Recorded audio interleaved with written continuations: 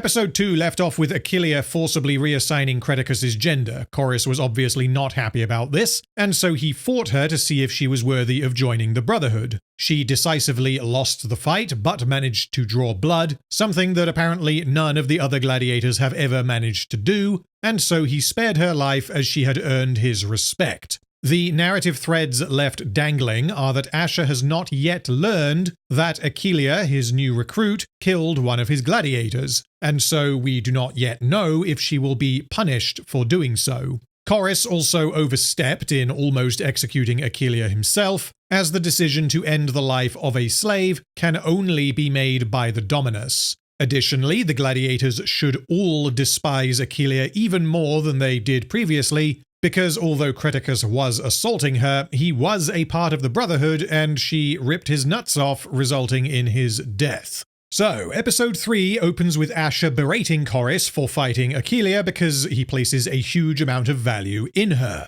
She cost him financially, but her true value is that he believes that she is unique. He refers to her as the foundation of his plans, hence the desire to place her in the arena as a novelty piece of entertainment. This is Ashur's way in. She is his opportunity to give both Kasutia and the brothers Ferox the finger, whilst also allowing him to succeed in the game he is playing, entertain the crowd, and gain respect and status. Importantly, he failed to convince Gabinius to secure him this position in episode 2, but this is what Ashur wants to happen, and what he takes steps towards achieving in this episode.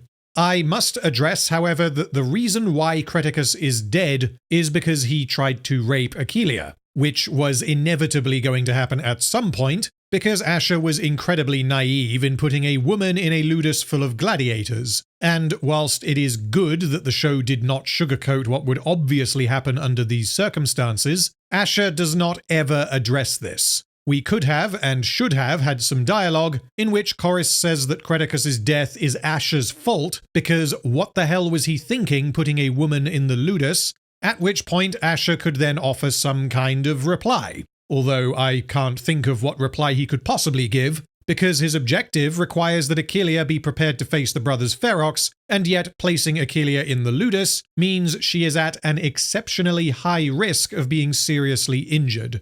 In this episode, we learn that Hilara is expressly forbidden from going into the ludus because of the obvious danger, which means Ashur knows the risk, but he doesn't recognize this risk in relation to Achillea. One option would have been for Ashur to concede that, yes, he was ever so slightly stupid for putting her in with the gladiators, at which point he could choose to give her the little side room that Spartacus was given in Blood and Sand, which would mean Achillea can be housed separately from the men. This wouldn't solve the bathing problem, but it would at least mean that the risk is lessened. The conversation then shifts rather abruptly into Ashur sending Chorus on an extracurricular activity. Chorus's side mission forms a large part of the episode, and the justification is that Ashur wants Chorus to prove himself worthy, because Ashur doesn't like it when his subordinates act without his approval. This appears to be at least partially as a punishment for Chorus stepping out of line, but in actuality this is a necessity, because Ashur needs something doing, and Chorus is the only person who could possibly accomplish it. Which means, even had the events of episode 2 not taken place, Ashur would still be telling Chorus to go on this side mission, but without it being a test of loyalty. So, I will briefly go over what Chorus does in episode 3, and I will then rewind and examine in more detail once we have the additional context from the end of the episode. Chorus heads into Capua and just so happens to bump into Kasutia, but Kasutia is not his reason for being here. She trades barbs with Chorus, but nothing important to the plot happens as a result of this chance encounter. Chorus heads to the knot pits of the Knot Underworld and just so happens to bump into Fides, an old acquaintance. But Fides is not his reason for being here. Fides tries to blackmail him, but is unsuccessful. Chorus then just so happens to bump into Opiter, but Opiter is not his reason for being here. Already, we appear to be at 3 chance encounters. Chorus claims to Opiter that Anubis, the former overseer of the pits, has recently come into possession of a large amount of grain, and because the Cilician pirates are disrupting the Roman trade routes, as has been mentioned multiple times in these first 3 episodes, Ashur is running low on food supplies. Opiter happens to have traded grain with Anubis earlier that day, and he informs Chorus that Anubis does not have any grain. And Chorus is like, oh, well, okay, I guess I'll go home. Opiter, however, claims to have grain, and he offers to trade it in exchange for Chorus accompanying him to his villa for a chat. Because Chorus's mission is apparently to buy grain, he accepts. Chorus drinks with Opiter in his villa, and Opiter sets about trying to flatter him before broaching the topic of his employment. It turns out that Opiter's own doctore is a drunken fool, and he is in need of a new one. I don't know why Opiter, a somewhat successful lanista with a position in the games and whose gladiators presumably have some level of skill, has a substandard doctore, but apparently he does. And he tempts Chorus with the promise of future glories if he were to leave Ashur and work for him instead. Chorus says that he will consider such a thing if Opiter is able to leverage his political connections so as to gain position in the upcoming games for Ashur's gladiators. On his way back to Ashur's Ludus, Chorus is attacked in the streets by a group of men. Sorry, no blood.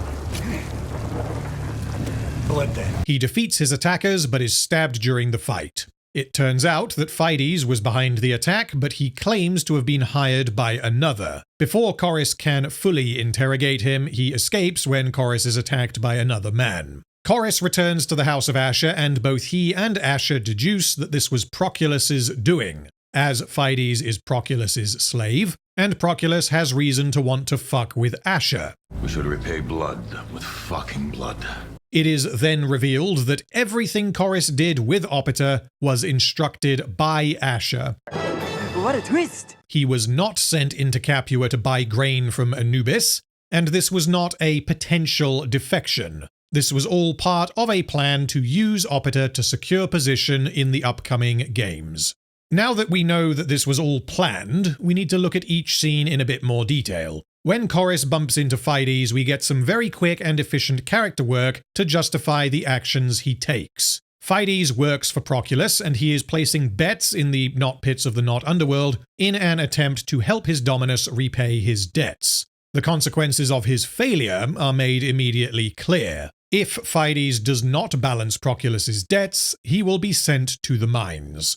He is not just an arsehole, he is a desperate arsehole, and so the writers have very quickly and very simply made Fides more interesting and understandable than he could have been via a single line of dialogue that many writers wouldn't bother to include. Fides is shown to be jealous of Chorus's position and respect, as they were once brothers of equal standing, and now Chorus is the doctore of a house blessed by Marcus fucking Crassus, whilst Fides is still enslaved. Because Fides needs money, he attempts to blackmail Chorus, threatening to reveal his past misdeeds, and in return, Chorus breaks his nose. This scene does a very good job of quickly setting up Fides, whilst also establishing that Chorus did things in his past that he is not proud of, and were these things brought to light, it could mean very bad news for him. This is absolutely going to pop up again later. Then Opiter shows up, he notices Chorus, and they have a chat, during which Chorus reveals his supposed reason for being here. This is the writers subtly tipping their hand and hinting that Chorus is up to something, because he told Fides that he was on a mission of secrecy, but then moments later he just openly tells Opiter why he is here, which would usually be an inconsistency as he should have no reason to trust either of them, but in this instance it suggests to those paying attention that Chorus is playing Opiter. Ashur and Chorus evidently knew that Opiter frequently visits the Not Pits of the Not Underworld, so Chorus was presumably instructed to stick around until Opiter showed up. Later, when they are drinking in Opiter's villa, Opiter treats Chorus to a display of naked gay wrestling. Gay detected. Gay detected. You now have 5 seconds to reach minimum safe distance. Who put all this gay shit in my TV show? The woke agenda strikes again! Down boy, we like boobies. Retarded alter ego— Wait, why are you dressed like that? My death was greatly exaggerated. I'm not gonna— Anyway, have you seen the original show? Yeah, it was awesome, I liked it. It was full of Sigma chads and boobies. So, did you miss all of the gay shit in the original show? No, it's different this time because this is part of a concerted effort by the Jews to stifle the population of the white man. Ah! Okay, so anyway, Opida and Chorus have a chat about his connections with various powerful Romans, and Chorus is impressed as Ashur has failed to form any such connections. Opida then hands him some wine and strokes his arm. Gay detected. Gay detected. Which Chorus takes as an unwanted invitation to choke on his hot dog, and he quickly moves to conclude their dealings by asking about the grain that was promised. Opida says that he will deliver grain to Ashur's Ludus in the morning, and as Chorus departs, Opida asks him directly what offer he could make that would tempt Chorus to become his doctore. And Chorus, having now shown enough leg to make Opida wet with desire, finally asks him for what he actually wants: a place for his men in the upcoming games. Chorus is essentially asking Opida to help a rival Lanista, and Opida recognizes the strangeness of this request, and he is confused as to why he is being asked to elevate Ashur at his own expense.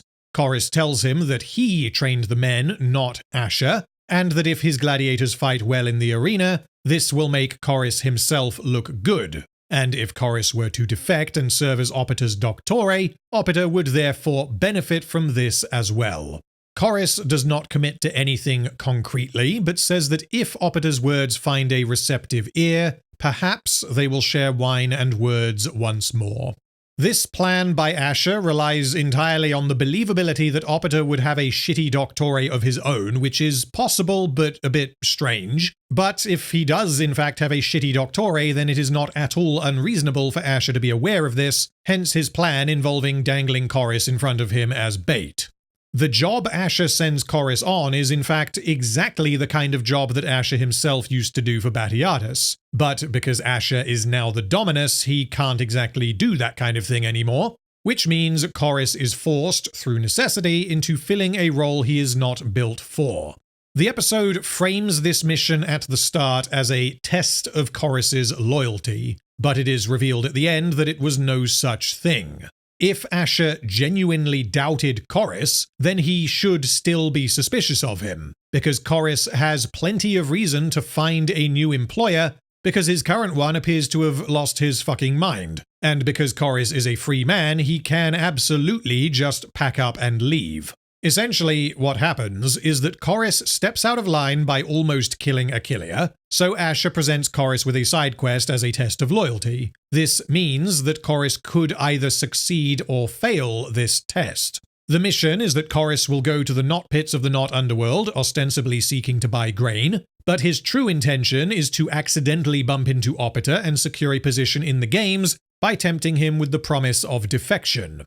From Ashur's perspective, it is entirely possible that Chorus is genuinely intending to leave and work for Opida, provided Opida holds up his end of the deal. Which means Chorus hasn't actually proven any kind of loyalty one way or the other.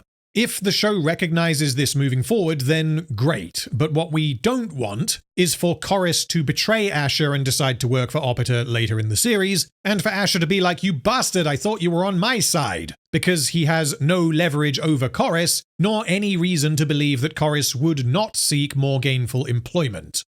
As the gladiators are training, Erato complains about Ashur's lack of balls. He wants the house to reclaim the lost glory from the days of Gannicus and Crixus, and yet instead Ashur is doing some wacky bullshit involving a woman. True fucking champions. Far eclipsing the shit Syrian! Oh, okay, so this guy just wants to die. 1, you can't talk to your Dominus like this, and 2, he fucking saw what Ashur did to Rhodius. This is one of the most inexplicable inconsistencies in the show so far. The writers can't seem to decide what people think of Ashur. The Romans know that he has the direct support of Marcus Crassus, but they don't care about this until they do, maybe. And the slaves don't respect him because they think he is a weaselly little shit undeserving of his position, but they continue to loudly proclaim this lack of respect and openly laugh at the idea that Achillea and Ashur might kill each other, even after Ashur demonstrated a lack of self-control and that he can just execute them if he chooses. Anyway, Celadus hears this and advises Erato to be careful, but Erato continues that Achillea killed one of their own and she has not suffered any consequences, which is accurate. And unfortunately, the show has not justified this enough.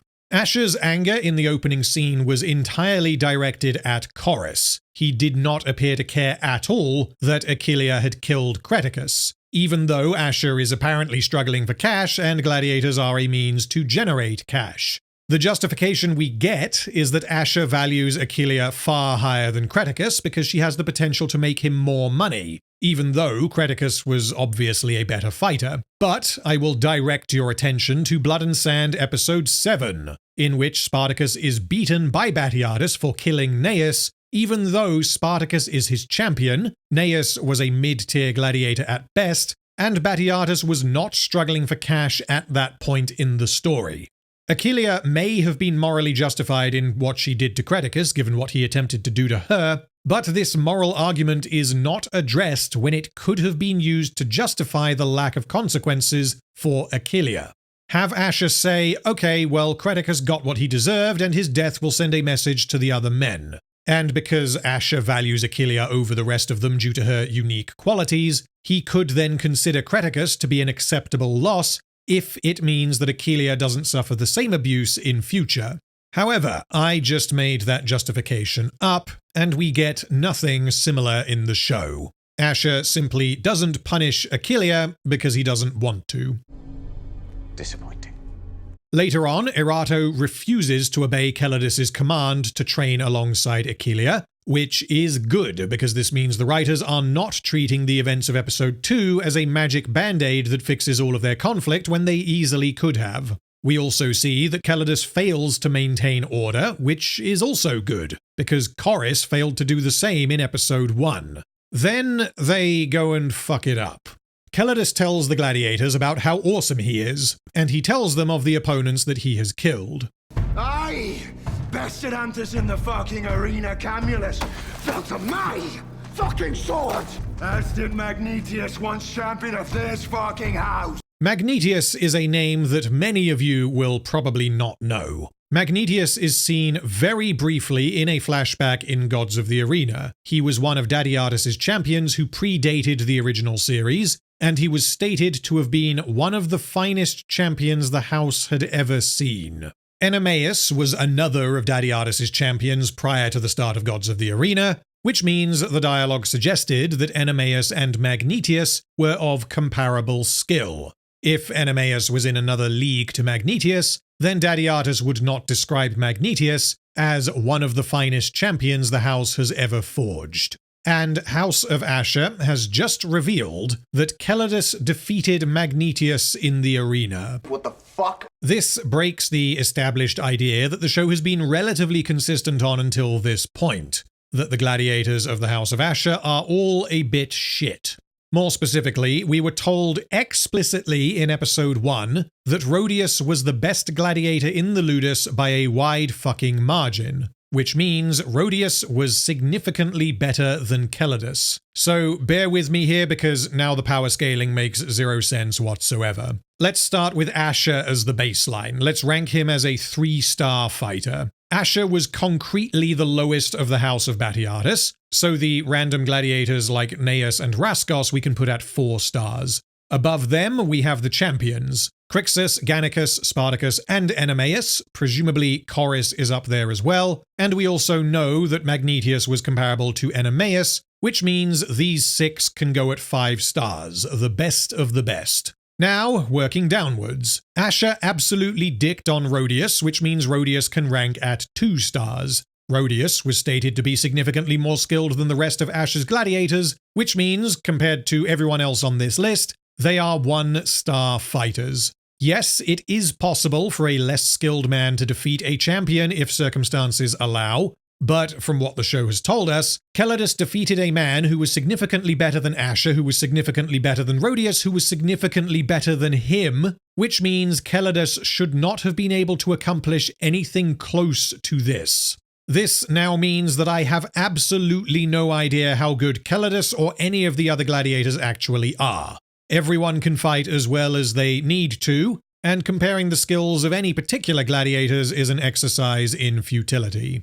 As Ashur watches Achillea training, he is disappointed in her performance, believing her to be fighting as if she is still shackled. Hilara tells Ashur about Achillea's mysterious scars, and this prompts Ashur to do some poking around. He gears up and enters the training square, wishing to personally train Achillea and find out more about her, intending to unshackle her from whatever may be holding her back. Ashur tells Achillea to train as Dimachorus, which I think is a bad move that is obviously done because, oh my god, it's just like Spartacus.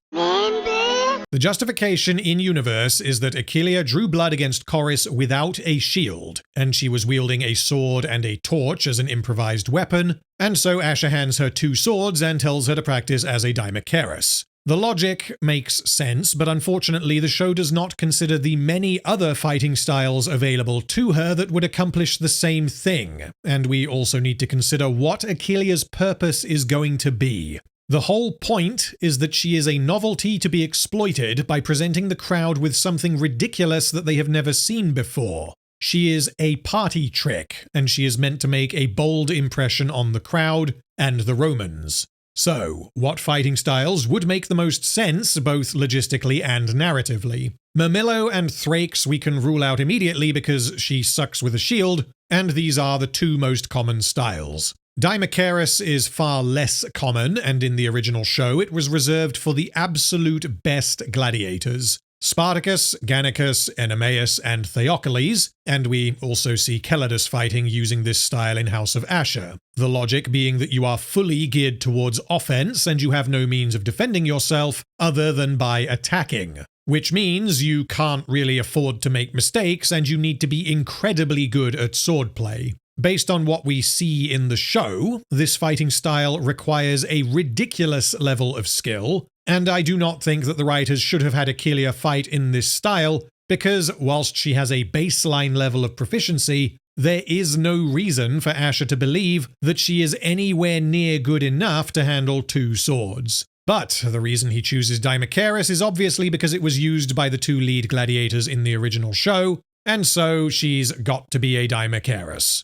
It makes sense. Don't be a bitch. There are 3 other options that I would have considered vastly preferable. Hoplomachus uses a spear and a very small shield, which means the likely size and strength differential between her and any potential opponents would be less of an issue, and she would also not be handicapped by the weight of the shield. In particular, given that she is apparently being trained to specifically fight the brothers Ferox, Hoplomachus would quite possibly be the best option out of all of them, because halflings have a size and speed disadvantage, which means if she is good enough, they won't get close to her. Alternatively, and equally viable, would be Retiarius, which uses a net and a trident. This was seen as a gimmick in Gods of the Arena that later became accepted as a common fighting style. It is still used in House of Ashur, and like Hoplomachus, it involves longer range weapons that Achillea could use more viably than a sword. And finally, she could use something totally wacky and never seen before.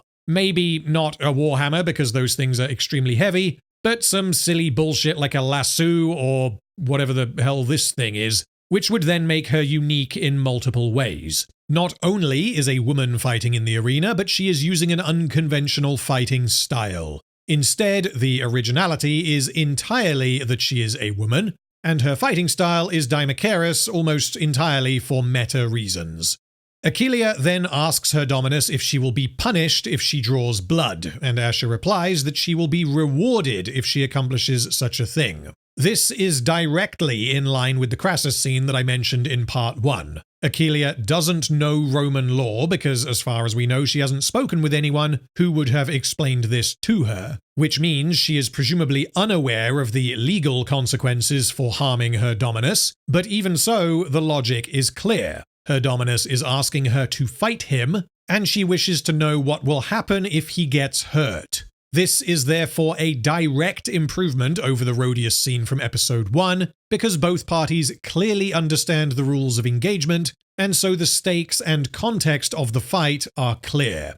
As they fight, Ashur compares her directly to Spartacus in a complimentary way, saying that her fire burns bright and asking if she stands his equal in promise. This, again, feels meta, because Ashur has no reason to have any reverence for Spartacus.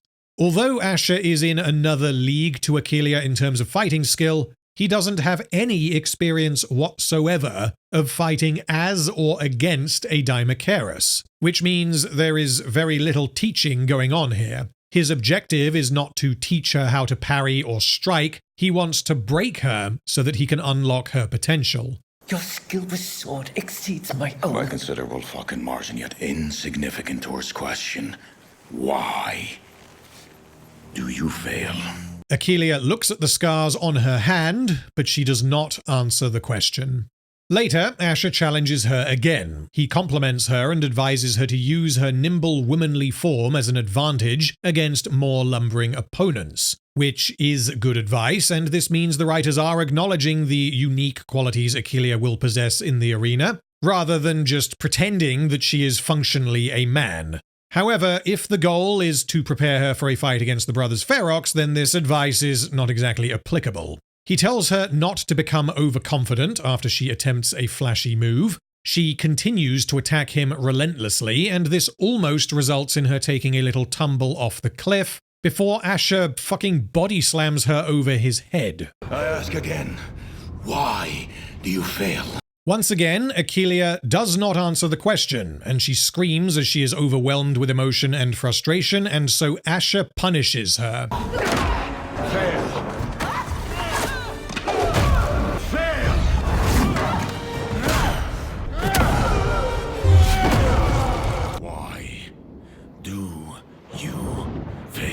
Achilea fails in basically every fucking scene she is in, and frankly, I am almost certainly going to make a video on the trailer for House of Ashur, because at this point I am convinced that the trailer was a malicious psyop and was created to sabotage the release of the show. Anyway, Achilea has been demolished and relentlessly beaten into submission, and this prompts her to finally answer the question. Because I stand unworthy, my duty forsaken, and the memory shackles fucking mine! Ashur tells her, the weight you carry, memories from the land you hail from, of love, family, triumph, and tragedy, it is of no interest to the eyes upon you in the arena. The past stands not who we are, the present is what holds meaning. The promise of tomorrow. Resume training and seize fate as champion of this fucking house.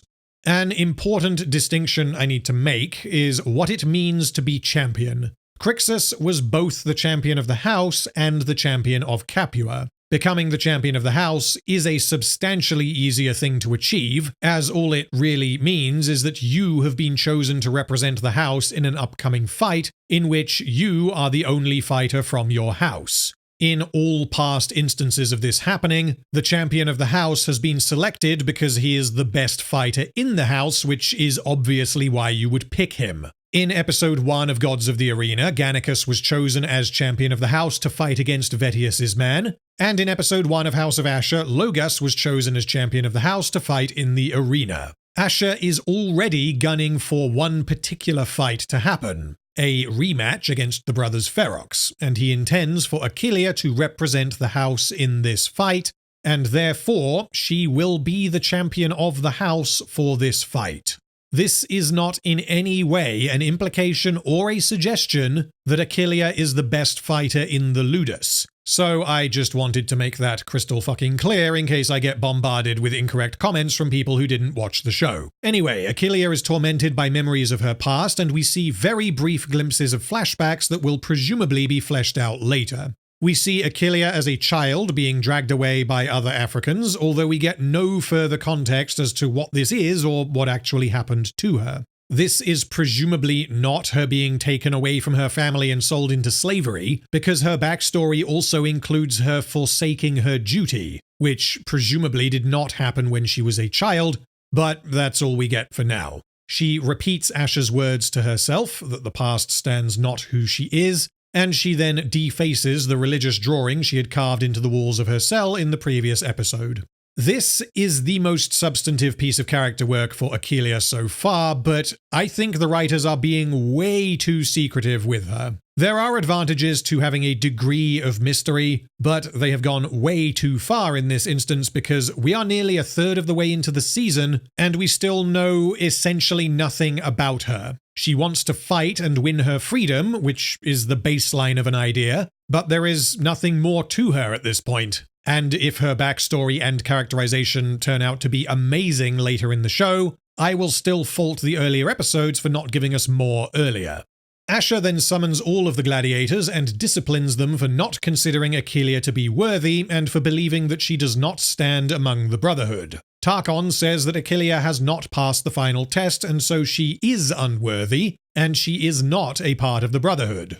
Ashur then decides to remedy this by granting Achilea the mark of the Brotherhood. That's a damn stupid thing to do. Branding her means that technically she is now a part of the Brotherhood, which theoretically would mean that the gladiators can't reject her because of how sacred the mark of the Brotherhood is to them, which could suggest that Ashur doesn't particularly care whether or not Achilea is actually worthy of it, and he sees branding her as a means to an end to keep the peace between his slaves. The problem with this idea, however, is that Ashur knows from his own experiences as a gladiator that this is not how the mark of the Brotherhood works. He himself was branded without passing the final test. He beat up Vettius in the streets on Batiatus's orders and was rewarded for being obedient and compliant. But because he had not passed the final test, the gladiators unilaterally rejected him. Ashur must know that you can't simply give the mark to someone unless they have actually earned it, because if you do, you are devaluing the mark itself, and you will increase hostility to the slave in question, not reduce it. So I must therefore conclude that Ashur does consider her to be worthy of the mark, entirely because she drew blood against Chorus, and that therefore she need not pass the final test. This is still strange, however, because, again, Ashur knows how gladiators react when slaves are granted the mark of the Brotherhood without passing the final test, and whilst he has made progress in understanding Achilea in this episode, all he has accomplished by this point is that he beat the shit out of her, and this prompted her to answer his question as to why she fails. Ashur believes Achilea to be a failure. Her one single success is drawing blood against Chorus, which, whilst impressive, I have my doubts that Ashur would consider this sufficient to grant her the mark, particularly given that his objective here is to bridge the rift between his gladiators and Achilea. From their perspective, she ripped a guy's nuts off, and instead of being punished, she was rewarded, which means branding her is only going to make things worse. And if things get worse in episode 4, then okay, but the problem is that if that happens, then Ashur will look like a fucking idiot for not seeing this coming. That summarizes the gladiator plotline, but we also get some very important plotting and character work for the Romans. We get some context for Gabinius's chat with Ashur in episode 2, and this dialogue, I think, is excellent. The writers begin the conversation between Casutia and Gabinius on the topic of Viridia, their daughter, as they argue as to whether or not they should encourage her to make a public appearance during the games, even though she doesn't like the games or gladiators, and Casutia says that Viridia's feelings can be molded. Gabinius then recalls the interaction between Viridia and Ashur in episode 2, and says that she was noticeably less depressed when she thanked Ashur for bringing down Spartacus, which again makes sense because the whole reason why Viridia is grieving is because her husband died when Spartacus took Sinuessa and Vale, which means Ashur is a local Lanista whom Viridia seems to like. And then Casutia is like that fucking Syrian and she begins ranting, and the conversation has now filled its purpose. The writers needed to drop exposition about Viridia, and to then redirect to the topic of Ashur. And instead of having Gabinius suddenly be like, oh, also, here's why I invited Ashur the other day, the dialogue evolves naturally and is justified by each character's opinion of Ashur. So, Gabinius tells his wife why he invited Ashur to the villa. As has been established, Gabinius has been working tirelessly to resolve the political conflict between Crassus and Pompey following the events of War of the Damned. And Gabinius wished to discover if Ashur would be able to assist him in this, as Ashur has connections to Crassus. Gabinius revealed to Ashur in episode 2 that he intended to present a motion to the Senate to send Pompey to deal with the Cilician pirates. Casutia is like, why the fuck are you trusting the Syrian with your political maneuverings? And Gabinius tells her that this was a test of loyalty. If knowledge imparted finds way to Crassus, then we shall know the Syrian's loyalty holds firm. And if the cur holds tongue? Then he may be of use to more agreeable master. Kasutia thinks her husband is mad and says that any status Ashur has is thanks to the influence and skill of others. Crassus gave him the ludus, and Chorus is the only reason why the ludus is in any way functional. His fucking house is buttressed upon back of his doctore chorus. Kasutia is very aware that Ashur wants to plow her daughter, and she is disgusted by this prospect. Earlier in the episode, she rejected a Roman woman, Lafrenia, when she suggested that her son be wed to Viridia. Kasutia replied that she wanted a more equitable pairing. Kasutia will not lower herself by mingling with people beneath her, and this helps to explain why she hates Ashur so fucking much. He isn't just a Roman with a slightly less reputable name or position. He is a man whose very existence spits upon everything she values. Gabinius tells Kasutia that if Ashur does not prove to be of any value in resolving his political pickle, he believes Ashur will surely manufacture his own demise, and they can both put him out of their minds. It is not clear yet what precisely Gabinius intends to use Ashur for, if he decides that he can be trusted, but he is evidently willing to explore all avenues in an effort to avoid civil war. This scene excellently clarifies Gabinius' actions earlier in the season, and at this point he is probably the character I am the most invested in. This is also the best scene in House of Ashur so far. Later that evening, after Chorus is attacked in the streets, it is revealed that Fides did not attack Chorus on behalf of Proculus. It was Kasutia who hired Fides and who wants Chorus dead. This all lines up perfectly. Fides did this because Kasutia promised to strike Proculus's debt from the ledger, which then means Fides has solved Proculus's debt problem. Kasutia said earlier that without Chorus, Ashur would fall to ruin, and she therefore wants to ruin Ashur by killing Chorus. Kasutia was unsatisfied by her husband's response and so decided to take action herself, which also means that Kasutia is willing to potentially risk civil war if it means she can prevent her daughter and Ashur from hooking up. The end result is that Ashur now believes that Proculus has moved against him and vows revenge when this was actually Kasutia. And because she executes Fides, there are no loose ends, although Kasutia's objective is to ruin Ashur, and so presumably she will strike again, and will not simply wait for Ashur to bury himself by moving against the wrong target. The primary struggles at this point in the show are, will Achillea be accepted as a gladiator, and will Ashur earn the respect and status he believes he deserves? The problem with basically all of the drama being hinged on these 2 points is that we have been given very little reason to care about Achillea, and Ashur already has, or at least should already have, the status and respect he wants. The show plays a bit too loose with the influence Crassus has, as on the one hand, yes, he did recently fail to defeat Spartacus, as Pompey claimed this victory and Crassus accepted this lie as a political move. Crassus is still nonetheless incredibly rich and powerful, and he literally owes his life to Ashur.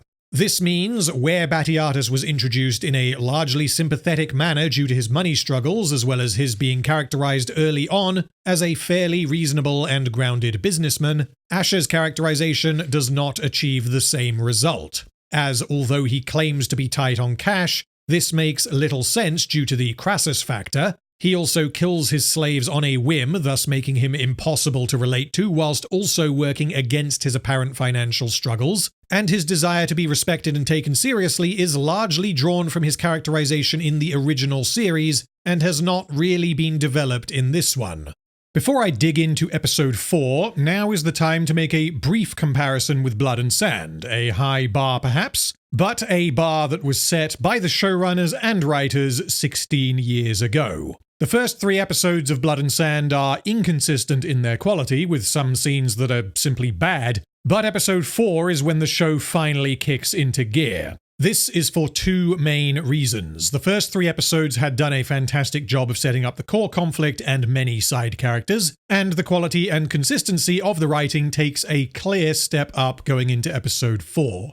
In Blood and Sand, the character of Spartacus had been thoroughly explored, and his objective being to excel as a gladiator in exchange for Batiatus committing a portion of Spartacus's winnings into finding his enslaved wife was supported by multiple characters and narrative threads. In episode 3, Spartacus makes a big fucking mistake by trying to jump up the hierarchy too quickly by challenging Crixus, the champion of Capua, intending to speedrun rescuing his wife. But the end result is that Crixus demolishes him, and his life is only spared because of Batiatus's financial investment in Spartacus. And the reason Batiatus had such a financial investment was because he intended to gain favor with Glaber. All of this is deeply interconnected storytelling, which means if one character takes an action, it will have significant ripple effects elsewhere. Aside from establishing Spartacus, by episode 4 we had been introduced to Batiatus and Lucretia, and we understood their position in Capua, their relationships with their peers, as well as their objectives.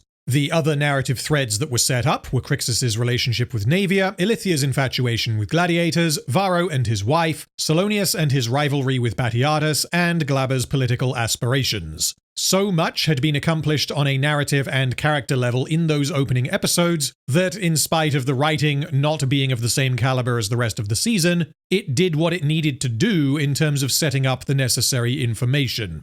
Conversely, what have we got in the opening 3 episodes of House of Ashur? Ashur's objective has been set up in spite of it relying on him being financially troubled and disrespected, which makes little sense and is occasionally contradicted by Ashur's own behavior. Achillea's objective has been set up. She is to defeat the brothers Ferox and eventually earn her freedom, although literally all we know about her on a character level is that she wants to be free and she has a troubled past. Neither of these are strong characters. In terms of side plots, we have Chorus's loyalty potentially wavering, Hilara being jealous of every other woman Ashur speaks to, Calidus and Tarchon being father and son is presumably going to lead to a big dramatic payoff because they are father and son. Kasutia is a scheming bitch who wants Ashur ruined at all costs. Gabinius wishes to use Ashur for his own political ends. And we have the looming threat of Crassus and Caesar, whom Ashur is in contact with, either of whom could show up at any moment, although I couldn't really tell you why they would do this or how this would affect anything. In fact, there are only 3 things that I could say with certainty are going to happen later in the season. Achillea will confront the brothers Ferox, Ashur will move against Proculus because he believes Proculus moved against him, and Chorus's past misdeeds will be unearthed, and this will lead to something. In summary, a fair few plot and character threads have been set up in the opening 3 episodes of House of Ashur, but at this point in the story, we have not received anything substantial, and so I have very little reason to care. There is nothing that comes close to Spartacus being humbled by Crixus, and finally realizing that in order to save his wife, he has to surrender and place his fate in the hands of the very people who enslaved her. That moment is fucking beautiful because of everything surrounding it and because of the fantastic acting from Andy Whitfield. 3 episodes into House of Ashur, and we still don't have a hook. And the only reason I am still in any way invested is because I want to see if the writers are able to capture any of the magic that they did previously. Whilst my intention has not been to be forgiving to the opening 3 episodes, we have now reached the point where the writers should have gotten all the pieces in place so that they can tell their story. Which means I am expecting big things from episode 4. So, let's see if they can deliver.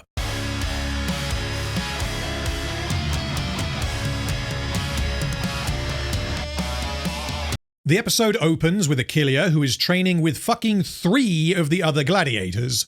Calidus is still standing in for Chorus as Doctore because Chorus is injured, and Calidus is training Achillea, intending to prepare her for her fight against the brothers Ferox, a fight that Ashur has yet to secure. Calidus has decided to pit Achillea against Tarchon, Ephesius, and Erato, with the intention being to get her used to fighting multiple opponents at once. Tarchon, Ephesius, and Erato are presumably a much greater threat than the 3 halflings because they are, well, their heads stand just that little bit higher from the ground, but Calidus is not simply expecting Achillea to fuck them up. He wants her to fail and to learn from her mistakes. So, what does she learn? She finds herself caught in between two opponents and is knocked to the ground. Do not get surrounded. She is distracted when Ephesius does a flourish with his spear and is battered to the ground by Tarchon. Do not get distracted. She manages to kick one opponent, which apparently knocks him out of the fight. Press any advantages you can seize. She attempts to do this, but fails and is knocked down for the third time. You assume proper place for weakened animal.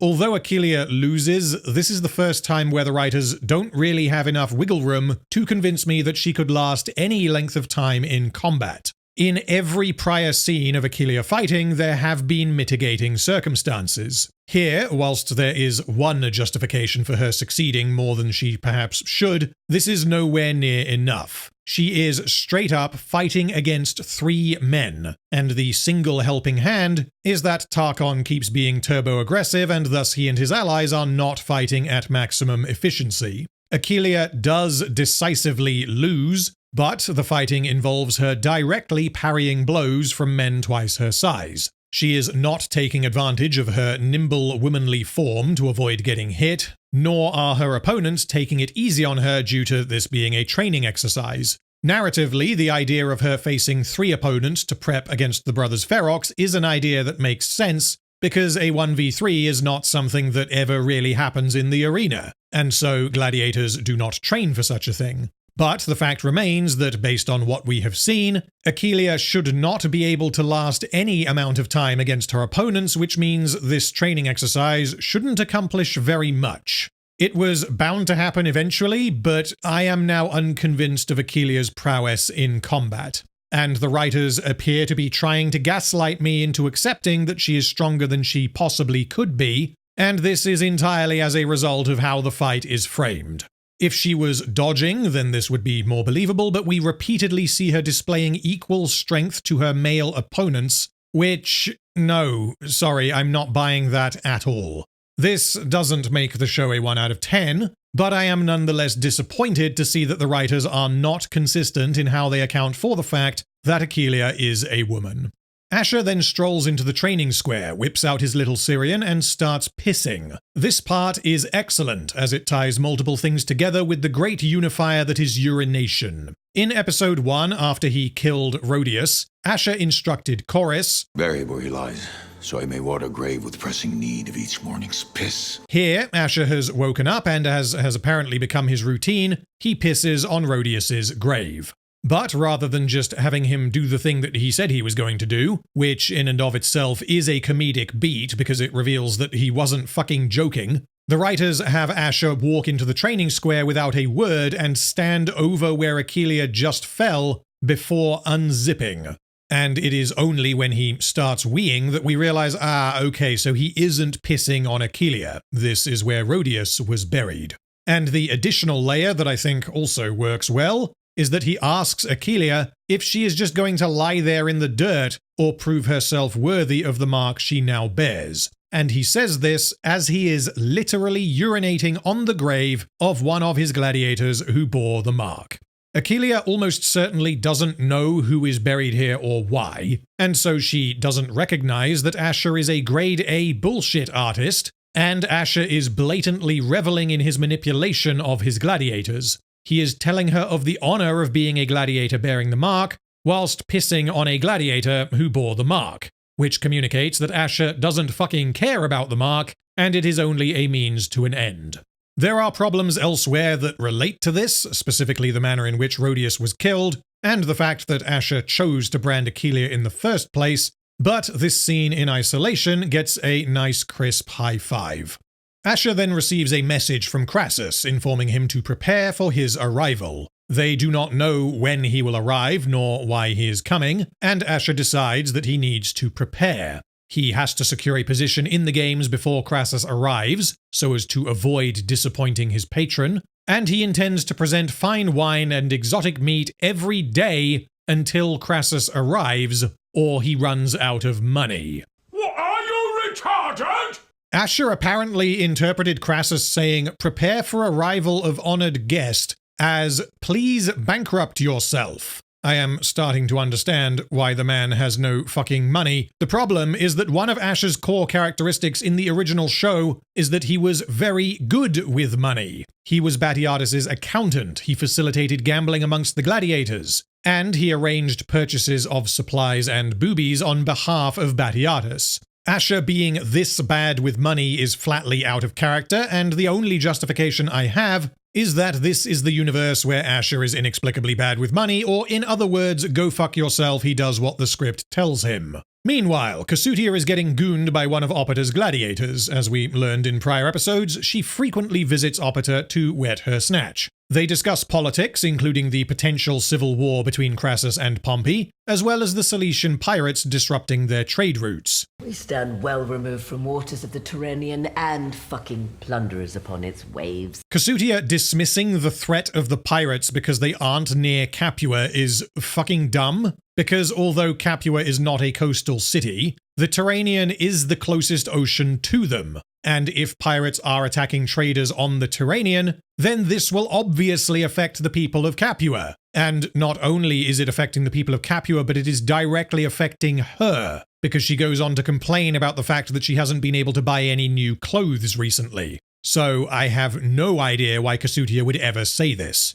Anyway, Opeta says that bodies have been found in the streets, referencing the events of episode 3, which were as a result of Kasutia's actions, not the pirates. Kasutia claims to know nothing about it and is happy to pin the blame on the pirates, and Opeta then tells her that he has heard that fine Egyptian linens will be arriving in Capua tomorrow, because I guess the pirates weren't all that interested in Egyptian linens. Then the conversation shifts towards the true object of Opeta's desire. He asks Kasutia if she will allow the House of Ashur into the upcoming games.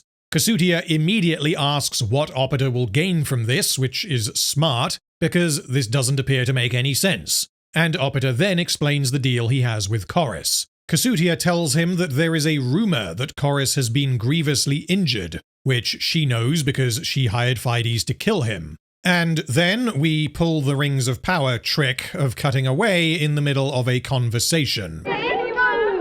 Shit. And I have no idea what happened next. Presumably, Kasutia refused Opeta's request, as we have no reason to believe that she would have accepted, and so how Opeta responded to this is unknown. I also can't tell you what Kasutia claimed to know about Chorus's injuries, or how she claimed to know it, or how Opeta reacted to this information. We simply cut away before either character has finished extracting information from the other. Fuck! Back at the House of Ashur, Chorus is stitched back together and he questions what Crassus will think of the insane plan to put a woman in the arena. Ashur replies that Crassus won't care as long as it earns him money. But Chorus reminds Ashur that they do not yet have position in the games. This plot point of Ashur being desperate to gain position is yet another thing that makes little sense due to the Crassus factor. Although we have not yet met Crassus in House of Ashur, we know that he owes his life to Ashur. He rewards those loyal to him, he is incredibly smart and ruthless, and he cares about his reputation. Because he granted patronage to the House of Ashur, this means both himself and Ashur are connected politically and financially. And so I would assume that he would show up in Capua, would realize that Ashur is being mistreated and disrespected, and therefore so is he, and he would then flip the fuck out and demand that Gabinius and Kasutia grant him position in the games, and if his gladiators suck then, oh, well, I guess they tried. But we already know that Ashur has at least one gladiator who knows how to fight because he apparently defeated a former champion, and it is clear that Ashur is being excluded because the Romans do not like him, not because his gladiators are substandard. So whilst I can understand Ashur being like, fuck, I need to gain position or the mighty Crassus will think I'm unworthy, the fact that Ashur does not already have position is something that I don't think works given the established setting. Anyway, Opeta shows up unannounced because he was like, what the fuck is going on? He was worried that Chorus was dying after being attacked in the streets, and he wanted to make sure his investment was still alive and kicking. Ashur then invites Opeta to have a bath with Chorus while he heads into town to prepare for Crassus's arrival. It is not immediately clear if Ashur knows that Opeta wants to swallow Chorus, because Ashur has himself bathed with Chorus in an entirely non-sexual manner. As far as Ashur is aware, Chorus is baiting Opiter so as to gain position in the games, which is why he suggests that they have a bath, and presumably Ashur knows that Opiter is a bit of a sexual deviant, not because he's gay, but because his house is known for throwing rampant sex parties. If true, this means Ashur is essentially presenting Chorus's bum to Opiter, and this is not the first time he has done such a thing. He tells me he hopes you're not of a gentle nature. Brutes such as this craves rough hands. Once they are in the bath, Opiter pretty quickly dismisses the slave and decides to give Chorus a good hard scrub. Opiter begins flirting, but this is not just seduction. He is digging for information, however he learns nothing beyond that Proculus was likely responsible for the attack. Chorus then uses this to get what he wants, saying that he wishes to repay this offense from Proculus by defeating him in the arena. And Opiter is like, babe, why do you keep talking about glory in the arena? Is that the only reason you spend time with me? And Chorus says that he is a doctore, and so this is all he thinks about. Opiter says that he wants to do this again sometime, and then they kiss. Throughout this scene, Chorus appears very uncomfortable with Opiter's behavior. He occasionally seems to be on the verge of tears, and I was reading this as though Chorus is not gay and he was just playing ball and shaft entirely to gain position in the games. But once it is revealed unambiguously that Chorus is gay, his behavior is then recontextualized as him being nervous and closed off because he really fancies Opiter, which is fine, but is not the kind of behavior I would have expected from someone like Chorus. He is a man who sees what he wants and takes it. He speaks his mind in basically every other scene, so framing their relationship as a forbidden romance where they can't or shouldn't be together makes little sense. Chorus can fuck whoever he wants. He is a free man, which means if they wanted to, Chorus could visit Opiter in any spare time he has outside of his duties as doctore, and they can draw swords together. Additionally, if the deal goes through and Chorus leaves Ashur to work for Opiter, this doesn't suddenly mean that they get to spend all day and night exploring each other's orifices, because he has a job to do. He would be the doctore, and he would need to train the gladiators. So, regardless of whether Chorus is the doctore of the House of Ashur or the House of Opiter, the availability of his winky does not change. Meanwhile, Ashur and Hilara are buying expensive food and drinks to impress Crassus, and they notice a nearby exhibition match being conducted by Proculus, who invites any Roman to stand forth and test themselves against his house. Presumably, this is part of a publicity stunt to give Romans the opportunity to essentially play fight against his gladiators. Ashur then senses an opportunity and says, I shall challenge you, but in the arena, my house against yours. This is an attempt to bypass Cassutia and Gabinius whilst also skipping the need for manipulating Opiter's penis. Ashur is exploring multiple avenues at once, not particularly caring which will get him what he wants. In an effort to hype up the crowd and gain their support, he boasts that his newest offering is a sight of wonder and awe never before witnessed upon the sands of the arena. Proculus is like, well, alright, cool, if you can get Gabinius to grant you position, the brothers Ferox will pee on your new offering as well. The halflings then start pelting Ashur with food, and the Romans join in. What the fuck are you doing? You can't have it both ways. Ashur can't be the underdog who is mistreated to this degree on the basis that he is a Syrian who wishes to climb above his station, whilst also giving him the direct support of Marcus fucking Crassus. The single justification for this happening is that Chorus is not present, which Proculus immediately notices, because both he, his gladiators, and the Romans have respect for Chorus, as he is a highly skilled former gladiator who won his freedom. But with Chorus absent, there is apparently nothing stopping them from caking Ashur with food. The man is friends with Marcus Crassus, you fucking spoons! Oh well, I guess this is the alternate universe where Marcus Crassus isn't quite as scary as he was in the original show. Alternate Crassus is a bit of a loser, actually, and yeah, I'm quite looking forward to him showing up later, if he does, because then we will get to see him react to the level of abuse Ashur has received. Abuse that has directly affected his finances, and as we saw in War of the Damned, Crassus is not a man with whom you should fuck. Back in the Ludus, Aquileia is joined by Celadus as they eat their dinner, and they bond over how bad the food is because Ashur apparently can't afford good food for his gladiators. Achilea is like, why is everyone still being mean to me? I bear the mark of the Brotherhood. And Calidus says, well, it might have something to do with that one time when you tore a guy's penis off with your bare hands. Yeah, unfortunately, he doesn't say that. He says, well, you haven't earned it. And I'm like, I fucking told you! Why did Ashur brand her? What did he think was going to happen? I have no fucking idea.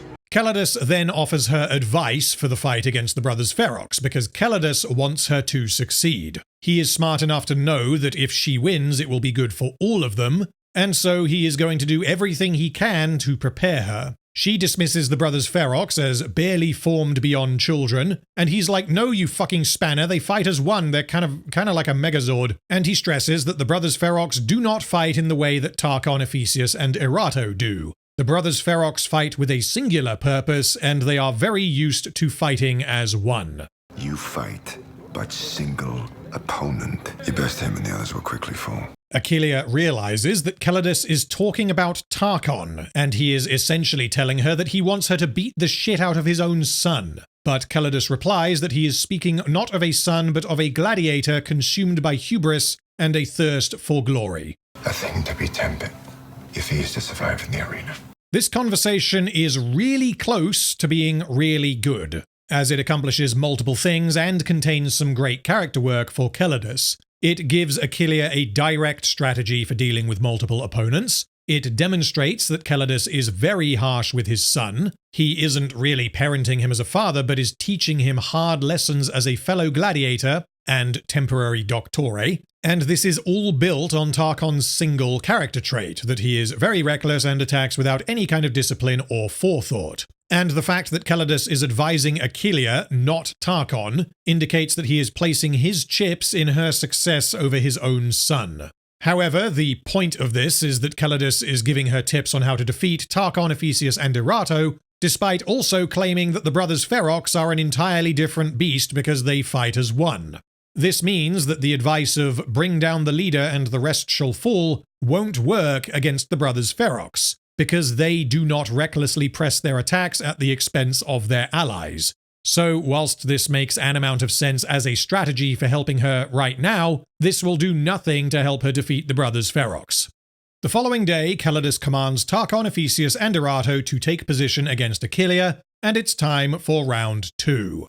Will Calidus's words have had an impact? He addresses his son. Begin. Clearly resigned to the fact that he knows exactly what Tarchon is going to do. Achilea gets blapped immediately. She tries again and receives a punch to the face. Calidus tells her to concentrate and use the force or some shit, and I've got to take this slow. She parries their attacks whilst retreating backwards so as to not allow them to surround her. She knocks down Erato by whacking him in the leg. No! She dodges Ephesius when he attacks with a spear. No! And when Tarchon leaps into combat by jumping over Erato's shield, she sidesteps him and hits him in the back with her swords, and he lands face down in the dirt. No! Ephesius and Erato then attack her again, and she manages to knock them both down by redirecting Ephesius's spear into his ally. Victorious, she approaches Tarchon. Proper place for weakened animal. No! Mechanically, this all works, as in plot mechanics. I'll get to the choreography in a minute. The problem is the inevitable. Achilea is a fucking woman. This means that provided we can accept that it was physically possible for her to accomplish this, then the scene is good. It accomplishes multiple things, and it has significant character implications for Achilea, Tarchon, and Calidus. The problem is that the scene requires that Achilea directly defeat 3 male gladiators at once. A cock in the ass from either direction. Yes, Calidus was right. Tarchon did indeed keep pressing his own advantage without consideration of his allies, and Achilea used this to knock him down. But this shouldn't have even been possible, because Achilea should have been dropped the moment the fighting started. The choreography itself does a passable job of making this appear somewhat convincing. She leverages the spear to her favor, and she appears to win because of technical skill rather than brute force, but I don't know why she suddenly has more technical skill than these gladiators, who have been in the game much longer than she has. The first quick exchange sees Erato charge forwards and receive a hit to his shield. Ephesius does the same and parries a hit with his spear, and then Tarchon goes for a fake out and whacks Achilea in the back. They are fighting as a unit, and they are drawing Aquilia in so that they can fuck her up. The second exchange sees each of them hitting her once before Tarkon punches her in the face. Again, this is very quick, and she loses immediately. But after Calidus gives her a pep talk, Tarkon suddenly changes his strategy. The other two attack Aquilia, but instead of immediately hitting her the moment she leaves an opening, Tarkon waits for them to be dropped so that he can take the glory of defeating Aquilia. This partly works because Tarkon thinks she doesn't deserve to be the champion and he wants to prove himself worthy of such a title, but it requires that he believes Aquilia will drop Ephesius and Erato so that he can swoop in and claim the victory. And not only is there no reason why he would expect that she would defeat them, but he explicitly says later that he thought they would beat her. Erato and Ephesius should have bested her. Which means he wasn't pressing any advantage, nor was he trying to make himself look good. He was just standing there, letting his buddies fight her instead. In summary, Aquilia wins because she is suddenly more technically proficient than the other gladiators. She received words of wisdom from Calidus in how to defeat her opponents. Tarkon randomly decided not to repeat the very strategy that was working, and Aquilia was lucky in a few specific moments during the fight. A good point of comparison here would be in episode 2 of Blood and Sand. Spartacus defeats Crixus during the final test, a fight in which Crixus is fully motivated to kill Spartacus. Spartacus had received minimal training and was a soldier from his time in Thrace, but Crixus was the champion of fucking Capua. There are no conventional means by which Spartacus should be able to defeat Crixus in a straight fight, and the writers were wise enough to understand this, which is why he doesn't. He wins because of the piece of fabric given to him by Sura, which he uses to knock Crixus off balance and win via a technicality. This was in some ways very lucky for Spartacus, but had Spartacus just straight up defeated Crixus via conventional means, then this would break Crixus as a character and would make Spartacus unbelievable. Which is pretty much what just happened in House of Ashur. Aquilia wins a straight fight against 3 men with more training than her. And unless future episodes recognize that this was a one-off act of God, everyone suddenly became shit at the same time, I simply cannot believe what the writers want me to accept. Also, I need to address the shield jump. In the original show, the shield jump was something that was used by the gladiators as a means of teaming up.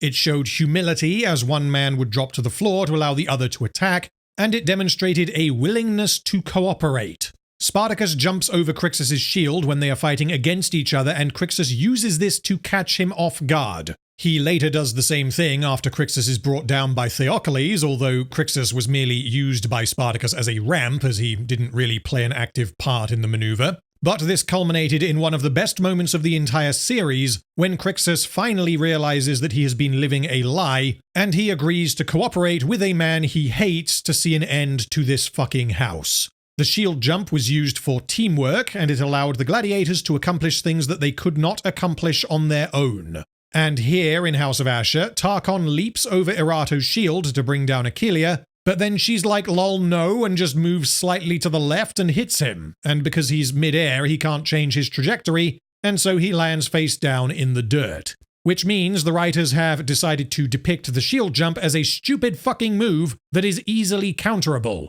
Okay, maybe the shield jump is a good move that was in this instance misused by Tarkon, but it also requires cooperation between Erato and Tarkon, when I thought the whole point was that Tarkon and his allies were not fighting as one. By all accounts, it doesn't make sense. Now, women defeating men is not unprecedented in Spartacus. Women never so much as fought in Blood and Sand or Gods of the Arena. But in Vengeance, we see Naevia being trained, and we are also introduced to Saxa, who already knows how to fight. Naevia and Saxa fight and defeat men. However, there are generally mitigating factors, such as sneak attacks, overwhelming via superior numbers, dodging, etc.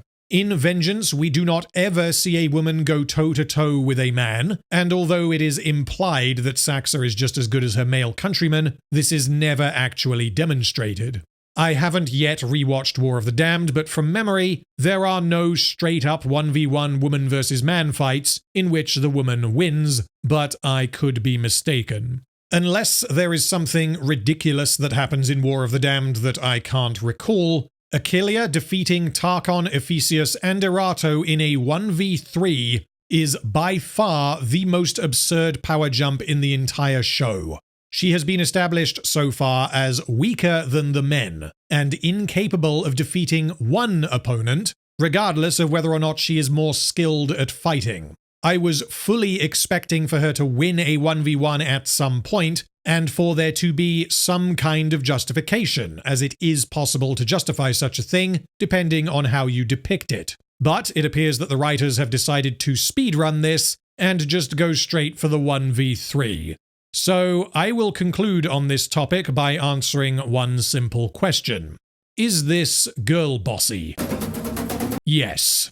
I am now happy, or rather unhappy, to concede that Achillea is absolutely a girl boss, because she is inexplicably good at fighting and is suddenly better than her male counterparts. Haha, I was right. I told you the show was woke garbage. This is bad for reasons I have already outlined. This does not mean the show is terrible, but this is definitely a flaw, and presumably it is going to permeate future episodes, but I don't intend to address it again. Following the fight, Tarchon confronts his father in the baths. He is extremely pissed off that he just got bodied by a woman somehow, and he is equally pissed off that his own father doesn't appear to be on his side. Tarchon tells his father that Achillea is a mockery because she has been given a position that she has not earned. She has been given the mark of the Brotherhood without passing the final test, a test that last episode she would have unambiguously failed, but now I guess she would pass with flying colors. And she has also shifted a father's allegiance from its rightful place. Calidus says, okay, fine, all of that could be true, but that doesn't excuse your shitty performance just now. This should have been easy. And Calidus blames Tarchon specifically for Ephesius and Erato's failure to defeat Achillea, because Tarchon prioritized pressing his own advantage yet again. Those are the fucking words you broke with her over yesterday's meal, how to defeat your fucking son! Calidus tells his son that he doesn't have any allegiance to Tarchon or Achillea. He intends only that both are trained to survive and ideally excel in the arena. It just happens that the lessons Achillea and Tarchon needed to learn could be taught simultaneously by revealing Tarchon's weakness to Achillea. I place the victory of this fucking house over all concerns. He tells his son to fight with thoughtful strategy, and Tarchon replies that he fights as he was taught. By my father. Then the failure is mine. Or may you find a more willing student than the fucking Nubian. Tarchon then attacks his father, again without thinking, and again finds himself defeated. This scene contains substantive character work for Calidus as it explores what he values and why, and Calidus's characterization is clearly the standout part of this episode. It depicts his love for his son and desire to see him succeed, but also his disconnect between his role as father and as Doctore. Tarchon, meanwhile, clearly has a chip on his shoulder. He is insecure about the fact that his father is apparently a gigachad who eats champions for breakfast, which is why he is out to prove himself. He is angry and jealous, and my guess is that in a later episode, Tarchon is going to kill his father, although the writers may subvert this by having Calidus kill Tarchon. Either way, he remains extremely simple, and I am at this point doubting that there will be much more to him in future.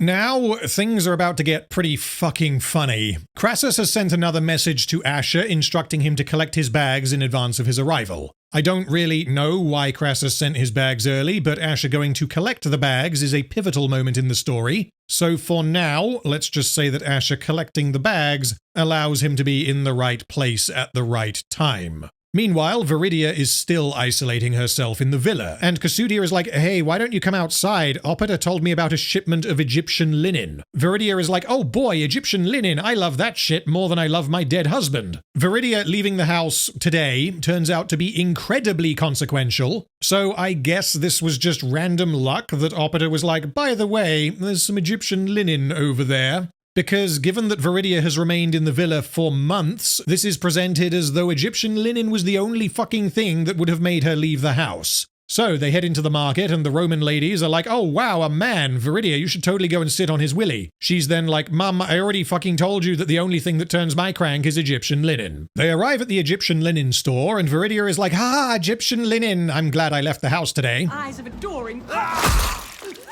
Suddenly, pirates! The pirates are here. Remember the pirates that have been mentioned like 16 times in the last 3 episodes? Well, they are here now. Yes, the pirates have been mentioned a whole bunch, but this was in the context of them disrupting trade routes off-screen that then affects the people of Capua because food is not arriving as planned. An army of pirates suddenly appearing in the streets of Capua to plunder some booty is very silly, and it feels like they spawned in from fucking nowhere. Also, where are the guards? Did none of them notice a bunch of masked men wandering around Capua singing sea shanties and smelling distinctly of rum? This goober just fucking stands here and murders a Roman woman in broad daylight. But then the guards do actually show up and the fighting begins. So, why are these pirates here? Are they like, "Yar, where be the Egyptian linens that got away?" Well, it appears that their goal is to randomly murder people. They were like, "Yar, thar be a woman, time to meet Davy Jones." Which, I guess, fits the whole plunder and booty thing. But as is revealed soon, they do have a rather specific objective, and they could have achieved that objective in a decidedly less conspicuous manner.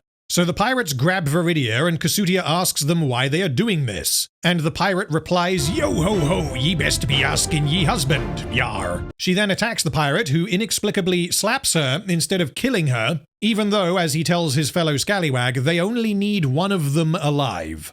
We had 2 references earlier in the episode to suggest that although the pirates were affecting the people of Capua, they were not literally parked offshore ready to get plundering. But Capua is not on the fucking coast, which means these pirates docked in Neapolis and then rode for like a day to Capua so that they could abduct the wife and or daughter of one particular senator. What is happening? I'll get to that later. Anyway, moments before Kasutia is about to be executed, who could possibly walk around the corner but Ashur and Chorus?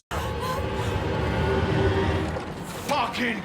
This whole sequence is dumb as all hell, but it is extremely entertaining, partly because it comes out of fucking nowhere, but also because of the potential consequences with regard to character relationships. Is Ashur going to save Kasutia or Viridia, and how will this affect her hatred for him? Is Ashur going to let the pirates kill Kasutia so that he can have Viridia for himself? Is Kasutia going to take advantage of the chaos and stab either Ashur or Chorus in the back? So, Ashur sees Viridia and he's like, well, she made my pee-pee go ba-doing doing doing that one time, and so he starts heroically battling his way through the pirates to rescue her. He succeeds, but is then set upon by more pirates, and Viridia watches him turn them inside out. You're safe now. Yay! Meanwhile, Chorus fights his way towards Kasutia, who is still alive. She thinks Chorus is coming to kill her, but this is a fake-out. He swings his sword at a pirate that was standing behind her, and she realizes that Chorus just saved her life, and he does not know that she tried to have him killed. Everyone reunites. Kasutia realizes that Ashur saved her daughter, and the man she tried to have assassinated just saved her. She later recognizes that had she been successful in assassinating Chorus, she would have died right here, and this will presumably have serious character implications for her in the rest of the season. Our heroic Syrian and his homosexual sidekick have saved the day, and they recover a magic talisman from one of the pirates. Salesians. Yeah, fucking obviously, you've mentioned the pirates like 8 times per episode. Fuck it, we're gonna keep going. So everyone goes to Gabinius' villa, and he is very thankful to Ashur and Chorus. Ashur tells Gabinius that the pirates are growing bold because Rome is not responding to the threat, and Chorus says that they appeared to be in Capua to abduct Gabinius' wife and daughter. I find it extremely funny that the first time Viridia has left the walls of her villa, she gets abducted by fucking pirates. And we do learn that the pirates only needed one of them for some reason. They could have taken both, but they didn't want to. Which means if this had happened on any other day, they would have abducted Kasutia instead. And because she spends a lot of time in the market, this appears to make sense. The problem is that the only reason why the plot is able to continue is specifically because Viridia is abducted. Had the pirates abducted Kasutia and Ashur and Chorus walked round the corner and saw her being dragged onto a pirate ship with a yo-ho-ho and a bottle of rum, they would have been like, well, I guess that takes care of that. All of this is leveraged entirely upon Ashur's desire to boof Viridia's happy sacks, which means she has to be kidnapped. which means I guess the pirates were chilling in Capua waiting for the opportune moment to kidnap either Viridia or Casutia. This happens to be on the first day after months of isolation that Viridia has left the villa. The pirates happen to abduct Viridia instead of Casutia, which is a coin toss, and Ashur happens to be in Capua during the time window during which he could rescue her. One other possibility is that Crassus orchestrated this by having Ashur pick up his bags at the same time as he directed the pirates into Capua to abduct Viridia, thus giving Ashur the opportunity to cross paths with them and prove himself to Gabinius. But firstly, that's fucking insane, and if it is revealed later that the pirates were working for fucking Crassus, then I might lose my mind. But we also currently have no particular reason to believe that Crassus would benefit from Ashur being friends with Gabinius. As I said, very fucking silly and incredibly unlikely, but what sets this apart from similar absurd coincidences in shows like Rings of Power is that here there are serious character implications. Everyone's paths just happen to cross in the form of an action scene, and so in addition to the spectacle of the fighting itself, this scene presents a potential turning point for 5 characters. This means there are multiple clear directions in which the story could go, as all parties converge in the market and the pirates start stabbing everyone. And so instead of letting out an agonizing sigh, as was the case frequently when covering Rings of Power, this scene made me laugh out loud and sit up in my chair. It isn't good, it is borderline nonsense, but it is directly connected to multiple character threads, which means there is a bit more to it than random pirates did an action scene and this affects precisely one thing. Anyway, moving on. Anyway, Gabinius has a chat with Ashur in private and thanks him for rescuing his wife and daughter. So now I need to consider why the pirates would want to abduct Casutia or Viridia, as presumably they were chosen to specifically give leverage over Gabinius. So, what connection does Gabinius have to the swashbuckling scallywags, and why would they benefit from using Viridia as leverage? All we know is that Gabinius proposed that the Senate dispatch Pompey to quell the pirates, so if by some unknown means the pirates learned that Gabinius was trying to do this, then if we apply children's logic, then this appears to make sense. Yar, I have intercepted a letter from Gabinius to the Senate. He be wanting to send the Roman army to scupper our piratical plans. Yo ho ho, well we can't be having that, let's plunder his daughter. Yar! Arr, but what be that accomplishing? Shiver me timbers, we can ransom her in exchange for the landlubbers promising to leave us alone. And if they be disagreeable, then she be walking the plank. All in favor? Yar! Yar! Yar! Aye, the yars have it. Anyway, Gabinius says he wishes to thank Ashur, and Ashur attempts to be modest by saying that Viridia being alive is reward enough. But Gabinius insists that a debt unpaid promises future expense, often many times the original sum.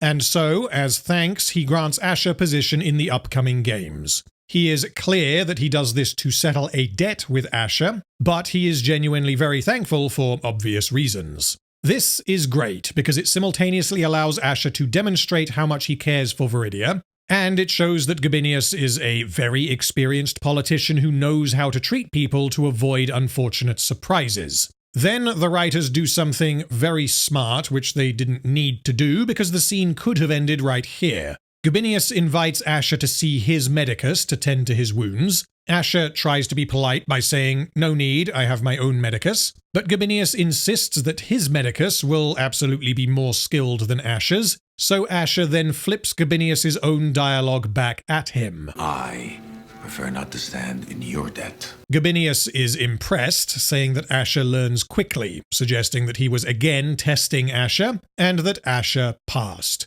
This is the first time the show has really managed to have Ashur display his intelligence, and it excellently shows that Ashur is himself similarly experienced in being diplomatic and managing those around him to avoid being ambushed with favors later down the line. These are 2 smart characters delivering smart dialogue, and this is what I wish the show contained more of. However, I will note that Ashur, the notorious schemer, didn't have to scheme to get what he wanted. He merely benefited from a conveniently timed attack from the local swashbuckling scallywags.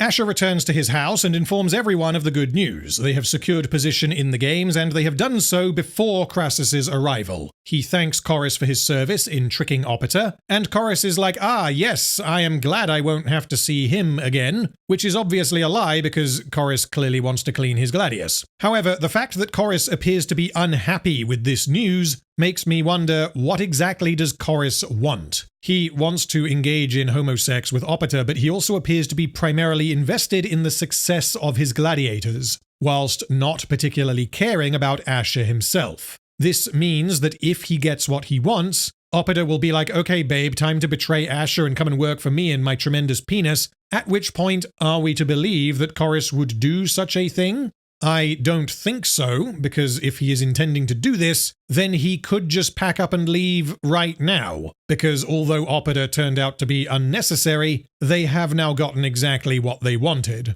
So I am not entirely sure why Chorus decides to stay with Ashur when he obviously wants to snuggle Opita, but I guess we will find out soon. Ashur then assembles his gladiators and announces the good news. Messia then tells him that Crassus is approaching the villa. He, Chorus, and the slaves present themselves to welcome him, and out of the wagon steps not Marcus Crassus, but Julius fucking Caesar. And we cut to the credits. Episode 4 is very entertaining, but it is extremely silly. Comparing it to the gravitas of Episode 4 of Blood and Sand would be like comparing Extraction 2 with Gladiator. You can have a lot of fun with Extraction 2, but it isn't exactly what I would call a particularly meaningful piece of entertainment. It is there to engage you while it is on the screen in front of you, but once it is finished, you will likely never consider it again, unless you randomly remember that it exists when you are making a video on House of Ashur. Episode 4 contains strong character work for Calidus, but apart from that, basically everything is questionable to varying degrees. This is the episode that finally breaks Aquilia for me by juicing her up on positive thinking, allowing her to inexplicably win a 1v3 when she had previously failed to win a 1v1. Ashur is meant to be a scheming bastard, that's kind of his thing, and so far in 4 episodes he has done precisely one single scheme, which was in episode 3, but because of the events of episode 4, it turns out that this wasn't even necessary.